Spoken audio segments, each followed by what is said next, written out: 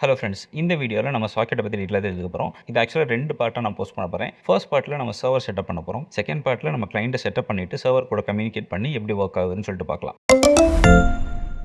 First சாக்கெட்னா என்னன்னு சொல்லிட்டு ஒரு சின்ன ப்ரீஃப் கொடுத்துட்றேன். அதுக்கப்புறமா இந்த வீடியோவில் நம்ம சர்வரை ஃபஸ்ட்டு செட்டப் பண்ண போகிறோம். டிப்பிக்கலி ஃபெச் ஏபிஐ யூஸ் பண்ணி நம்ம பேக்கெண்டில் இருக்கிற டேட்டாவை ஆக்சஸ் பண்ணுவோம். இல்லைனா இங்கிருந்து டேட்டா அங்கிட்ட அனுப்பி ஸ்டோர் பண்ணுவோம், அப்டேட் பண்ணுவோம், டெலீட் பண்ணுவோம். அந்த மாதிரி ஆப்ரேஷன்ஸ் பண்ணுவோம். சாக்கெட்ஸ் இன்னும் கொஞ்சம் அட்வான்ஸ்டான ஃபெசிலிட்டிஸ்க்காக யூஸ் பண்ணுவாங்க.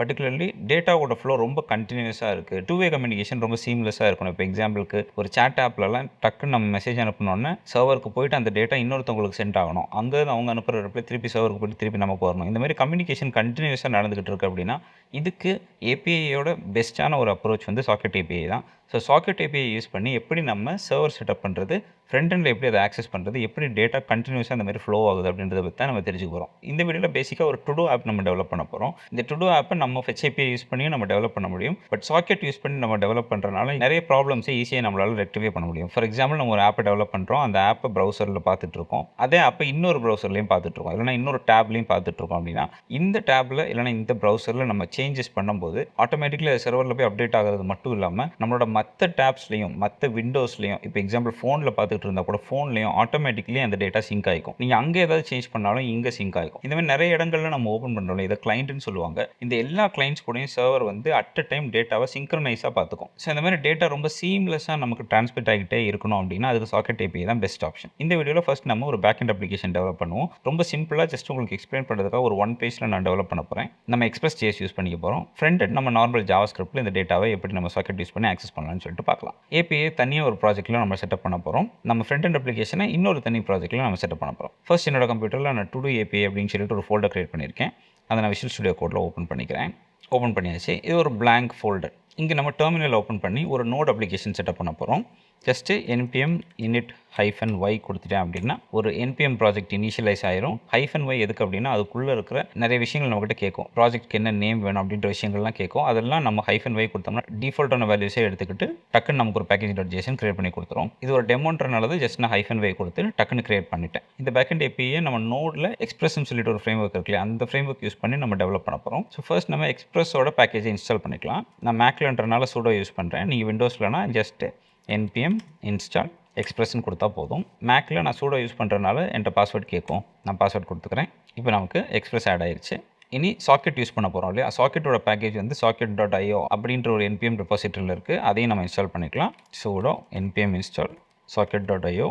இனி யூனிக்காக ஒரு ஐடி நம்ம செட் பண்ணுவோம் நம்ம ப்ராஜெக்ட்டில். அதுக்காக மட்டும் UUID அப்படின்னு சொல்லிட்டு ஒரு பேக்கேஜும் இன்ஸ்டால் பண்ணிக்கலாம். sudo npm install UUID. இப்போ நமக்கு தேவையான பேக்கேஜஸ் எல்லாம் ரெடி.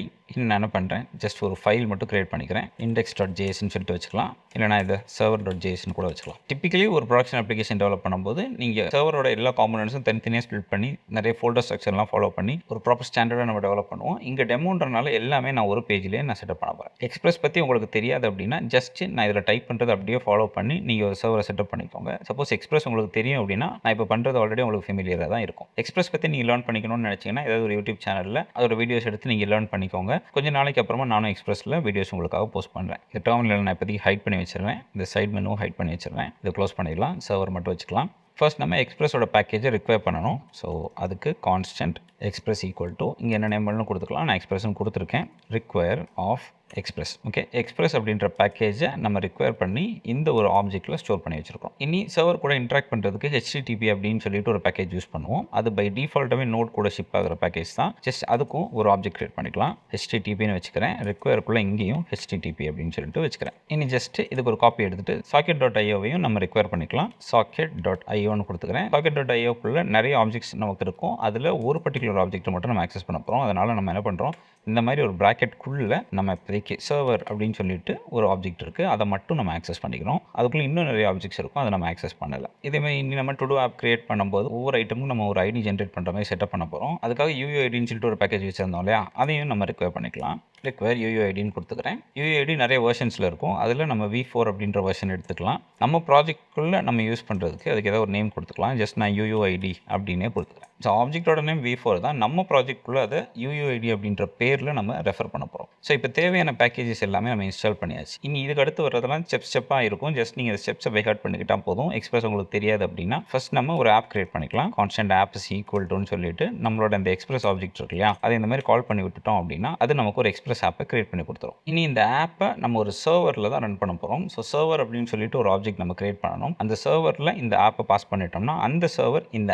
ஆப்பை சர்வ் பண்ணும். ஜஸ்ட் நான் என்ன பண்ணுறேன், constant server is equal to இந்த சர்வரும் கம்ப்ளீட்லி டிஃப்ரெண்ட். ரெண்டையும் கன்ஃபியூஸ் பண்ணிக்காதீங்க. இது எக்ஸ்பிரஸ்க்குள்ளே யூஸ் பண்ணுற நோடோட ஒரு சர்வர், இது சாக்கெட் கம்யூனிகேஷனுக்காக யூஸ் பண்ணுற வேற ஒரு சர்வர். இதுவும் கம்ப்ளீட்லி டிஃப்ரெண்ட். ஓகே, ஸோ இங்கே நான் லோவர் கேஸில் தான் யூஸ் பண்ணுறேன். இது நம்ம கொஞ்சம் நேரத்தில் வேறு விதமாக யூஸ் பண்ணுவோம். ஸோ சர்வர்னு சொல்லிட்டு ஒரு வேரியபிள் கிரியேட் பண்ணுறேன். ஈக்குவல் டு HTTP டாட் இதுக்குள்ளே கிரியேட் சர்வர் அப்படின்னு சொல்லிட்டு ஒரு மெத்தட் இருக்கும். இந்த மெத்தடுக்குள்ளே நம்ம ஆப்போட ஒரு ஆப்ஜெக்ட் இந்த மாதிரி பாஸ் பண்ணிட்டா போதும். இந்த ஆப்ஜெக்டை சர்வ் பண்ணுற ஒரு ஆப்பாக இந்த சர்வர் ஆப்ஜெக்ட் கிரியேட் ஆயிரும். இன்னும் டிப்பிக்கலி சர்வர் எப்படி நம்ம ஸ்டார்ட் பண்ணுவோம் அப்படின்னா சர்வர் டாட் லிசன் அப்படின்னு சொல்லிட்டு ஒரு ஃபங்க்ஷன் இருக்குது. இது மூலமாக தான் சர்வரை ஸ்டார்ட் பண்ணுவோம். இதுக்குள்ளே எந்த போர்ட்டில் இந்த சர்வர் ரன் ஆகணும் அப்படின்னு சொல்லிட்டு நம்ம கொடுக்கணும். டிப்பிக்கலி 3000 கொடுப்பாங்க, நம்ம 3000 கொடுத்துக்கலாம். இதுக்கப்புறமா ஒரு ஃபங்க்ஷன், இந்த ஃபங்க்ஷன் வந்து அப்ளிகேஷன் ரன் ஆனதுக்கப்புறமா ட்ரிகர் ஆகும். இதுக்குள்ளே நம்ம சும்மா சர்வர் இஸ் ரன்னிங் அப்படின்னு கொடுத்துக்கலாம். ஸோ இந்த சர்வர் ஸ்டார்ட் ஆன உடனே இந்த மெசேஜ் நமக்கு கன்சோலில் கிடைக்கும். அதை வச்சு நம்ம சர்வர் ப்ராப்பராக ஸ்டார்ட் ஆயிடுச்சுன்னு சொல்லி தெரிஞ்சுக்கலாம். ஓகே, இப்போ நம்ம சர்வர் ரெடி. இந்த சர்வருக்குள்ளே நம்ம இப்போதைக்கு எந்த எண்ட் பாயிண்ட்ஸும் வச்சுக்கல, API எண்ட் பாயிண்ட்ஸும் வச்சுக்கல. ஸோ யாராவது நம்ம சர்வர்கிட்ட ஏதாவது கேட்குறாங்க அப்படின்னா நம்ம ஒரு URL தானே டேட்டா வச்சுருப்போம். அந்த URL இங்கே இல்லை. இப்போ நம்ம கொஞ்சம் URLs எல்லாம் டெவலப் பண்ண போகிறோம். ஸோ இதில் நம்ம ஃபெச் API பேஸ்டாக எதுவுமே பண்ண போகிறதில்ல. நார்மல் API ரெக்வஸ்ட் மாதிரி எதுவுமே பண்ண போகிறதில்ல. கம்ப்ளீட்லி சாக்கெட் மட்டும் செட்டப் பண்ண போகிறோம். ஸோ ஃபர்ஸ்ட் நம்ம என்ன பண்ண போகிறோம்னா டேட்டாவை ஸ்டோர் பண்ணுறதுக்கு ஒரு இடத்த நம்ம வச்சுக்கலாம். டிப்பிக்கலி APIயில் டேட்டாவை எங்கே ஸ்டோர் பண்ணுவாங்கன்னா டேட்டா பேஸில் ஸ்டோர் பண்ணுவாங்க. ஸோ இங்கேருந்து டேட்டா பேஸ்க்கு ஒரு கனெக்ஷன் எஸ்டாப்ளிஷ் பண்ணி இங்கே வர்ற டேட்டாவை டேட்டா பேஸில் ஸ்டோர் பண்ணுவோம். யாராவது டேட்டா கேட்குறாங்க, கிளைண்ட் யாராவது டேட்டா கேட்குறாங்க அப்படின்னா டேட்டா பேஸ்லேருந்து எடுத்து தான் இந்த சர்வர் கிளைண்ட்டுக்கு கொடுக்கும். இப்படி தான் ஜென்ரலாக நடக்கும். பட் இந்த ஒரு எக்ஸாம்பிளில் நம்ம டேட்டா பேஸ் யூஸ் பண்ணல, இங்கேயே மெமரியிலேயே டேட்டா வச்சுக்கலாம். அதனால் சர்வரை க்ளோஸ் பண்ணிட்டோம்னா மெமரி கிளியர் ஆயிரும். சர்வரை ஃப்ரெஷ்ஷாக ஸ்டார்ட் பண்ணோம்னா மெமரி எதுவும் இருக்காது.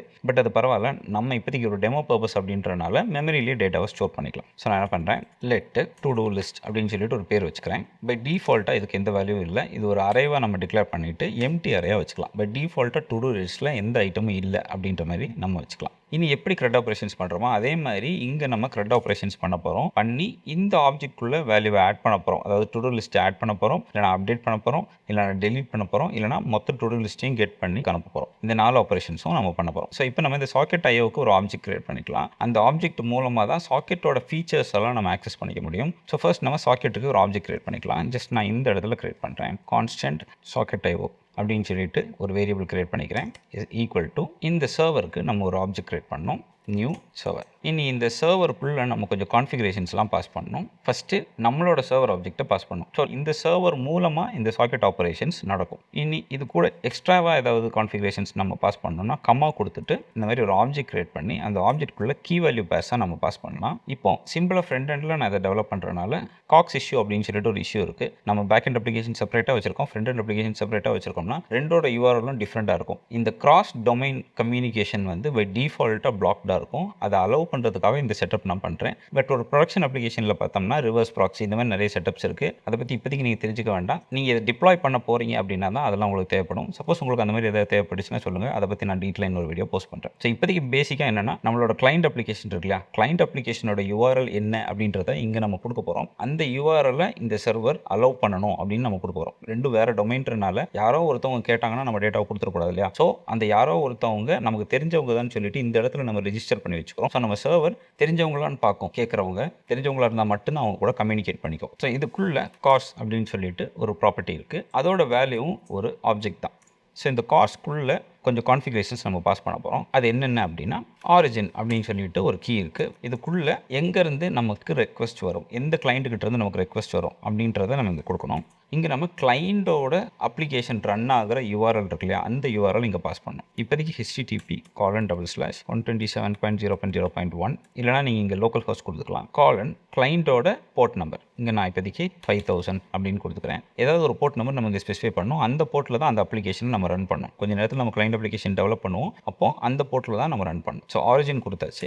இனி என்னென்ன மெத்தட்ஸ்லாம் நம்ம அலோவ் பண்ணலாம் அப்படின்னு சொல்லிட்டு கொடுக்கலாம். இது வந்து ஒரு அரே ஃபார்மேட்டில் கொடுக்கணும். இதுக்குள்ளே நம்ம லிஸ்ட் ஆஃப் மெத்தட்ஸை பாஸ் பண்ணலாம். இது வந்து நார்மல் HTTP மெத்தட்ஸ் தான். நான் கெட் அலோவ் பண்ணுறேன், போஸ்ட்டை அலோவ் பண்ணுறேன். இது சிங்கிள் கோட்லையும் கொடுத்துக்கலாம், டபுள் கோட்லையும் கொடுத்துக்கலாம். இனி குக்கீஸ் இந்த மாதிரி விஷயங்கள்லாம் அலோவ் பண்ணோம் அப்படின்னா இதுக்குள்ள கிரெடென்ஷியல்ஸ் அப்படின்னு சொல்லிட்டு ஒரு ஆப்ஷன் இருக்குது. அதை நம்ம ட்ரூ கொடுத்துக்கலாம். இந்த ப்ராஜெக்ட்டில் இது தேவைப்படாது, பட் நான் சும்மா கிரெடென்ஷியல்ஸ் ஈக்குவல் டு ட்ரூன்னு கொடுத்துருக்கேன். ஸோ இவ்வளோ கான்ஃபிகரேஷன்ஸு நம்ம லோக்கலில் டெவலப் பண்ணுறதுக்காக செட்டப் பண்ணியிருக்கோம். இது ஒவ்வொரு செட்டப்லையும் டிஃபர் ஆகும். இதை நம்ம சர்வரில் போஸ்ட் பண்ணும்போது அங்கேயும் டிஃபர் ஆகும். சர்வரில் போஸ்ட் பண்ணும்போது இது நமக்கு சிலப்பம் தேவைப்படாமல் கூட இருக்கலாம். ஸோ பேசிக்கலி நம்ம டெவலப்மெண்ட் பர்பஸ்க்காக மட்டுமே நம்ம அடிஷ்னலாக பாஸ் பண்ணியிருக்கிற கான்ஃபிகரேஷன். ஒரு ஆப்ஜெக்ட் பாஸ் பண்ணுறோம், அந்த ஆப்ஜெக்ட்குள்ளே கார்ஸ்ன்னு சொல்லிட்டு ஒரு ப்ராப்பர்ட்டி இருக்குது. அதோட வேல்யூவும் இன்னொரு ஆப்ஜெக்ட் தான். அதுக்குள்ளே நம்ம கொஞ்சம் கான்ஃபிகரேஷன்ஸை கீ வேல்யூ பேராக நம்ம பாஸ் பண்ணியிருக்கோம். ஸோ இப்போ நம்மளோட socket object ready for communication. இதை யூஸ் பண்ணி இந்த டு டூ லிஸ்ட்டுக்குள்ளே டேட்டாவை ஆக்சஸ் பண்ணுறது, ஆட் பண்ணுறது, டெலிட் பண்ணுறது எல்லாத்தையும் பண்ணலாம். ஓகே, இனி தான் நம்ம சாக்கெட்ஸோட பேசிக் கான்செப்டே நம்ம லேர்ன் பண்ண போகிறோம். இனி நம்ம என்ன பண்ண போகிறோம்னா ஒரு சாக்கெட் ஆப்ஜெக்ட் கிரியேட் பண்ண போகிறோம். அந்த சாக்கெட் ஆப்ஜெக்ட் மூலமாக தான் சாக்கெட் கம்யூனிகேஷன் நடக்கும்.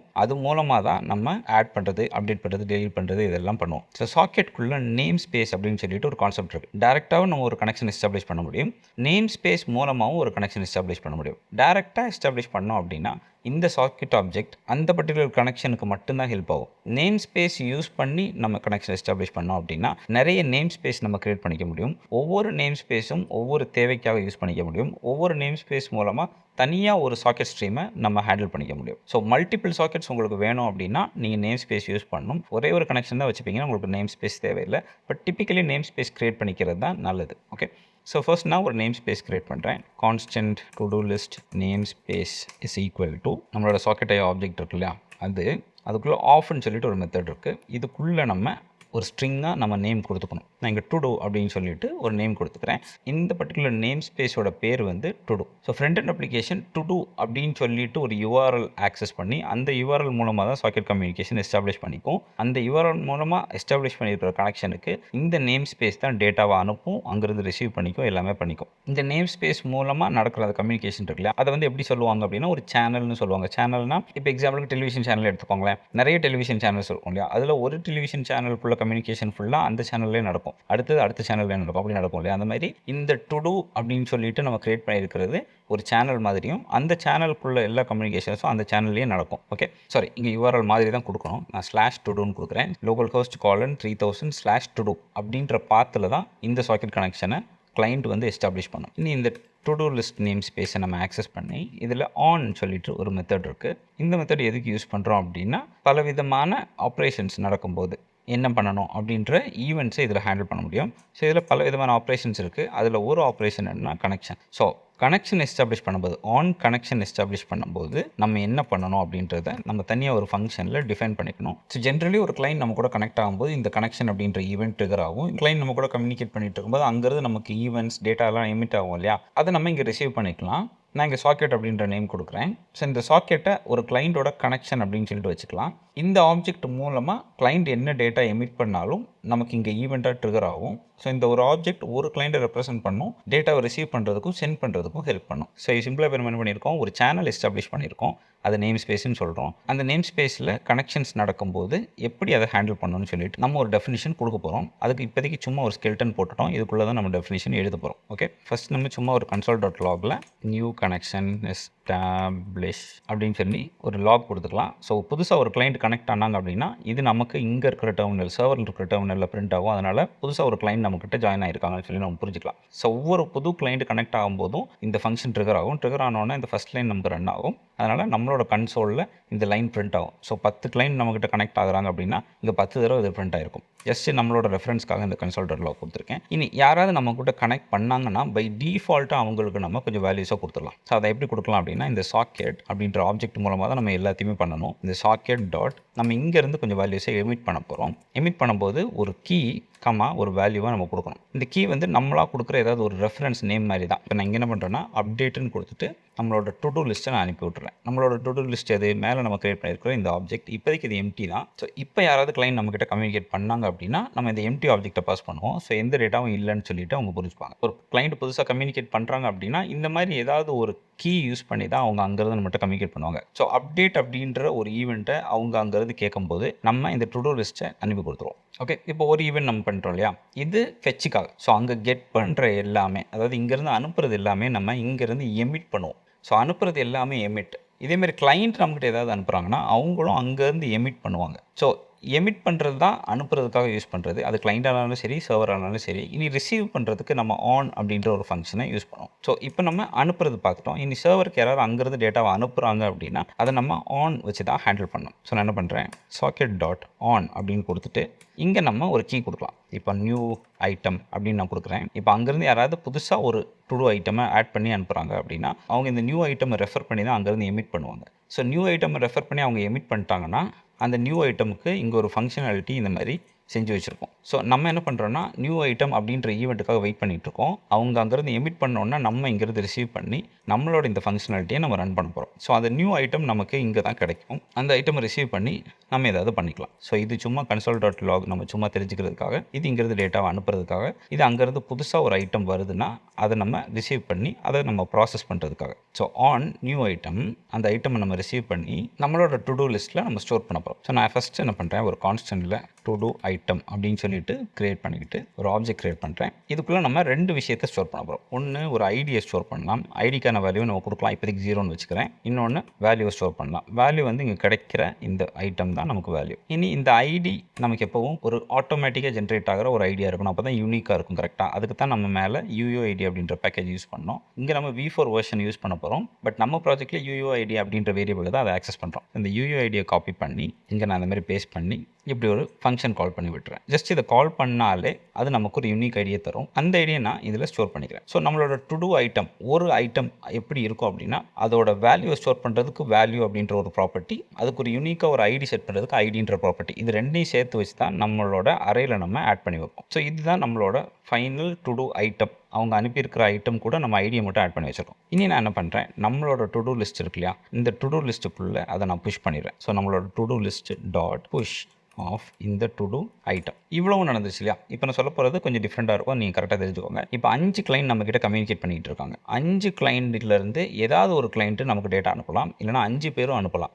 இப்போதைக்கு எக்ஸாம்பிளுக்கு சர்வர்கிட்ட ஒரு கிளைண்ட்டு டேட்டாவை அனுப்புகிறாங்க, மிச்சம் 4 கிளைண்ட்டுக்கு எதுவும் தெரியாது. கிளைண்ட் 1 டேட்டாவை அனுப்பின உடனே நம்ம என்ன பண்ணிட்டோம், அந்த டேட்டாவுக்கு இந்த மாதிரி ஒரு ஆப்ஜெக்ட் கிரியேட் பண்ணி அரேயில் அதை புஷ் பண்ணிட்டோம். ஓகே, ஸோ சர்வர்கிட்ட லேட்டஸ்ட் டேட்டா இருக்குது, கிளைண்ட் 1 அனுப்பின புது டேட்டா இருக்குது, மிச்சம் 4 பேர்கிட்டையும் அந்த டேட்டா கிடையாது. ஸோ நம்ம என்ன பண்ணோம், புதுசாக நம்மக்கிட்ட டேட்டா கிடைச்ச உடனே இந்த 4 பேருக்கும் நம்ம இன்ஃபார்ம் பண்ணணும். கரெக்டாக 4 பேருன்னு இல்லை, ஜென்ரலாக நம்மக்கிட்ட கம்யூனிகேட் பண்ணிகிட்டு இருக்க எல்லாருக்கும் நம்ம இன்ஃபார்ம் பண்ணணும். ஸோ அதுக்கு நம்ம என்ன பண்ண போகிறோம்னா எகெயின் இந்த அப்டேட்டை நம்ம எமிட் பண்ணி விட போகிறோம். ஜென்ரலி இந்த அப்டேட் நம்ம எதுக்கு யூஸ் பண்ணுறோம், யாராவது புதுசாக நம்மக்கிட்ட கம்யூனிகேட் பண்ணிக்கிட்டாங்க அப்படின்னா அவங்கக்கிட்ட நம்மக்கிட்ட இருக்கிற லேட்டஸ்ட் டு டூ லிஸ்ட் ஐட்டமை அனுப்பி விடுறதுக்கு தான் இதை யூஸ் பண்ணுறோம். இப்போ நம்ம ஏதாவது ஒரு அப்டேட் பண்ணி நம்மளோட டு டூ லிஸ்ட்டில் ஐட்டம்ஸ் ஆட் ஆகிருக்கு அப்படின்னா அப்போவும் நம்ம இதே ஃபங்க்ஷனாலிட்டியை திருப்பியும் கால் பண்ணி விட்டுருணும். ஸோ நம்ம என்ன பண்ணுறோம், மறுபடியும் ஒரு ஈவெண்ட்டை எமிட் பண்ணுறோம். கிளைண்ட் எல்லாரும் அதை ரிசீவ் பண்ணிப்பாங்க. ஸோ லேட்டஸ்ட் டேட்டா கிளைண்ட்டுக்கிட்ட இதை ரிசீவ் பண்ணும்போது கிடச்சிடும். நம்மளோட சர்வரில் இந்த சேனலில் என்ன சேஞ்ச் நடந்தாலும் அந்த சேஞ்ச் முடிஞ்ச உடனே நம்ம லேட்டஸ்ட் டேட்டாவை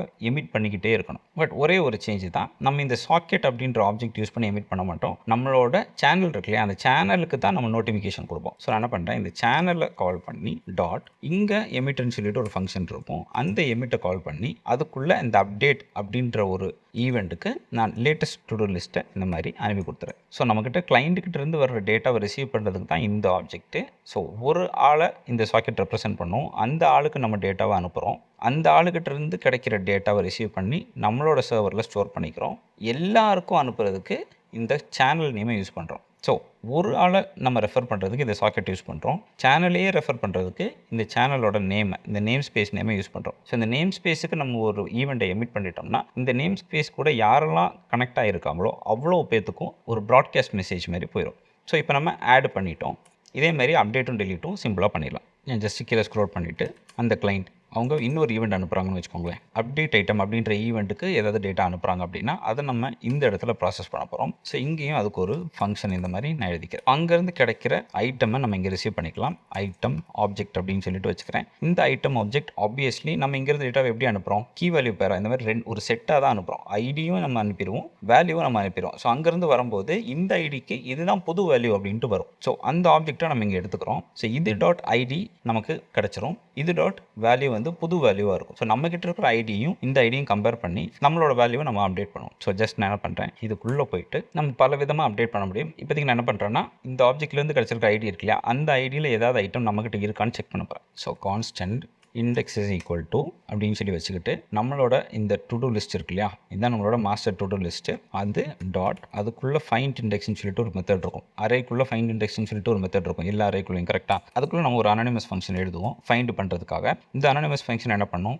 இந்த டு டூ லிஸ்ட்டுக்கு லூப் பண்ணும். இங்கே ஒவ்வொரு ஐட்டமும் கிடைக்கும். இந்த ஐட்டமோட ஐடி ஈக்குவல் டு நமக்கு கிடைச்சிருக்கிற இந்த ஐட்டம் ஆப்ஜெக்ட் இருக்கு இல்லையா, அதோட ஐடியான்னு சொல்லி நம்ம செக் பண்ணுறோம். இங்கே இந்த ப்ராக்கெட் கொடுக்கக்கூடாது, அதை நான் ரிமூவ் பண்ணிக்கிறேன். ப்ராக்கெட் கொடுத்தோம்னா ரிட்டர்ன் அப்படின்ற கீவேர்டு யூஸ் பண்ணணும். இப்போதைக்கு இந்த மாதிரி நான் கொடுத்துக்கிறேன். இப்போ நமக்கு வேல்யூ இருந்துச்சுன்னா இண்டெக்ஸ் நமக்கு கிடச்சிருக்கும். வேல்யூ இல்லைன்னா நமக்கு -1 ரிட்டர்ன் ஆகும். ஃபைண்ட் இண்டெக்ஸோட ஃபங்க்ஷன் அப்படி தான் ஒர்க் ஆகும். இப்போ நான் என்ன பண்ணுறேன்னா, if index not equal to -1 இருந்துச்சுன்னா வேல்யூ இருக்குன்னு அர்த்தம். ஈக்குவல் டு -1 இருந்துச்சுன்னா வேல்யூ இல்லைன்னு அர்த்தம். So not equal to -1 value இருக்குது. இப்போ நம்ம அப்டேட் பண்ண போகிறோம். ஸோ அப்டேட் எப்படி பண்ணலாம், நம்மளோட டு டூ லிஸ்ட்டோட இந்த இண்டெக்ஸ் பொசிஷனில் இருக்கிற வேல்யூ தான் அந்த வேல்யூ. இப்போ அந்த ஐட்டமை ஆக்சஸ் பண்ணிட்டோம். அது டாட் அதுக்குள்ளே நம்மக்கிட்ட வேல்யூன்ற கீ இருக்கும். கரெக்டாக. ஸோ இந்த வேல்யூ ஈக்குவல் டு நமக்கு கிடச்சிருக்கிற புது ஆப்ஜெக்ட் டாட் வேல்யூன்னு கொடுத்துறேன். இதான் லேட்டஸ்ட் வேல்யூ, அப்டேட்டட் வேல்யூ. கரெக்டாக. ஸோ இப்போ நம்ம அப்டேட் பண்ணிட்டோம். அப்டேட் பண்ணோன்னா மறுபடியும் என்ன பண்ணணும், எல்லாருக்கிட்டையும் லேட்டஸ்ட் இன்ஃபர்மேஷனை ப்ராட்காஸ்ட் பண்ணணும். இதை நம்ம மறுபடியும் ப்ராட்காஸ்ட் பண்ணிடலாம். இப்போ நம்ம அப்டேட் பண்ணியாச்சு. இதேமாதிரி டெலீட்டுக்கும் நம்ம எழுதலாம். நம்மளோட சாக்கெட் டாட் ஆன், இதில் கொஞ்சம் கூட ஸ்க்ரோல் பண்ணிக்கிறேன். இதுக்கு ஏதாவது ஒரு பேர் வச்சுக்கலாம். டெலீட் ஐட்டம்னு பேர் வச்சுக்கிறேன். எல்லாத்துக்கும் ஐட்டம்னு வச்சுக்கிறேன். டெலீட் ஆகும்போது நம்ம அங்கேருந்து ஐடியை மட்டும் நம்ம பாஸ் பண்ணுவோம். பாஸ் பண்ணிவிட்டு இங்கே நம்ம என்ன பண்ணலாம், நம்மளோட to do list item is equal to நம்மளோட டு டூ லிஸ்ட்லேருந்து அந்த ஐட்டமை நம்ம ஃபில்டர் பண்ணி ரிமூவ் பண்ணிடுவோம். ஸோ நம்மளோட to do list item equal to already இருக்கிற to do list item dot filter of something where அதோட ஐடி நாட் ஈக்குவல் டு நமக்கு கிடைச்சிருக்கிற ஐடி. ஸோ அரேயை ஃபுல்லாக எடுத்துப்போம். அந்த அரேயில் இருக்கிற ஐட்டம்ஸில் இந்த ஐடி ஏதாவது மேட்ச் ஆச்சுன்னா அது இல்லாமல் மிச்சம் இருக்கிறத மொத்தத்தையும் எடுத்து அதே ஆப்ஜெக்ட்டில் ஸ்டோர் பண்ணிடுறோம். ஸோ பேசிக்கலி என்ன பண்ணுறோம், 5 ஐட்டம் இருக்குது. ஒரு ஐட்டம் நம்ம டெலிட் பண்ணோம்னா இந்த ஐட்டம் அந்த 5ல் ஏதாவது ஒன்று கூட மேட்ச் ஆச்சுன்னா அதை தவிர மிச்சம் இருக்கிற 4ஐயும் எடுத்து டு டூ லிஸ்ட்லேயே ஸ்டோர் பண்ணிக்கலாம். ஸோ இப்போ ஒரு ஐட்டம் ஆப்வியஸ்லி டெலீட் ஆன மாதிரி ஆயிடுச்சு. இப்போ நம்ம டெலீட் பண்ணிட்டு மறுபடியும் என்ன பண்ணணும், எல்லாருக்கும் ப்ராட்காஸ்ட் பண்ணணும். லேட்டஸ்ட் அப்டேட்டை ப்ராட்காஸ்ட் பண்ணியாச்சு. ஸோ இவ்வளோ தான் நம்ம ஜென்ரலாக பண்ணுற விஷயங்கள். இனி இது இல்லாமல் லாஸ்ட்டாக வந்து இந்த ஒரு கம்யூனிகேஷன் கட் ஆகும்போது நம்ம என்ன பண்ணணும் அப்படின்றதுக்கும் நம்ம ஒரு ஃபங்க்ஷனாலிட்டி எழுதிக்கலாம். ஃபங்க்ஷனாலிட்டி எழுதலைனாலும் பரவாயில்ல. இப்போதைக்கு கம்யூனிகேஷன் கட் ஆயிடுச்சுன்னு தெரிஞ்சுக்கிறதுக்காக சும்மா நான் ஒரு ஃபங்க்ஷனாலிட்டி எழுதிக்கிறேன். ஓகே. So socket dot